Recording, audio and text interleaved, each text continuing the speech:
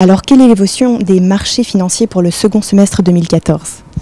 Alors, nous prévoyons toujours une hausse au niveau des actions. Donc, globalement, nous restons favorables au niveau des actions, même si à court terme, nous sommes devenus un tout petit peu plus prudents en raison des bénéfices qui tardent à démarrer.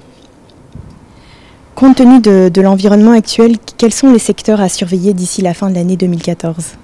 Alors, nous avons un biais plus favorable sur le secteur de la technologie. Nous pensons que c'est un secteur où la croissance sera plus importante et on constate qu'en perspective historique, la prime payée aujourd'hui n'est pas excessivement élevée. Alors, faut-il, comme il y a 6 mois, favoriser les actions au détriment des obligations?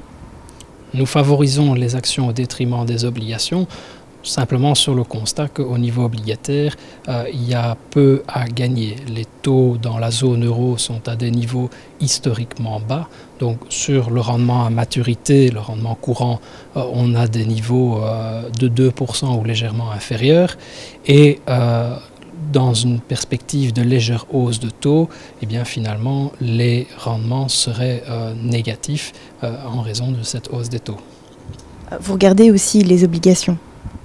Alors, au niveau des obligations, bien, pour la plupart des investisseurs, c'est un actif incontournable, mais au sein de la poche obligataire, on est également prudent. On va plutôt choisir des maturités courtes, essayer de diversifier le portefeuille, inclure des obligations d'entreprise, mais aussi des obligations des pays émergents où on peut encore trouver un certain rendement.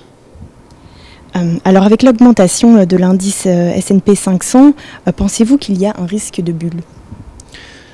Si on regarde en termes de valorisation, les valorisations aujourd'hui, que ce soit sur base du cours-bénéfice ou d'autres critères, ne sont pas très élevés. On est proche des moyennes historiques. Donc certes, on n'est plus à des niveaux très bon marché qu'on avait connus il y a 2 ans, mais on n'est certainement pas à des niveaux excessifs.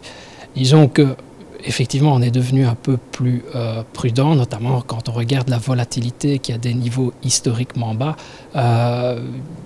On se méfie un tout petit peu. Il n'y a pas d'éléments alarmistes, mais compte tenu de la belle progression observée au 2e trimestre de l'année passée, et comme j'ai déjà dit, il faut absolument voir une reprise des bénéfices, une croissance bénéficiaire plus importante que les niveaux que nous connaissons actuellement. Merci, Monsieur Willems.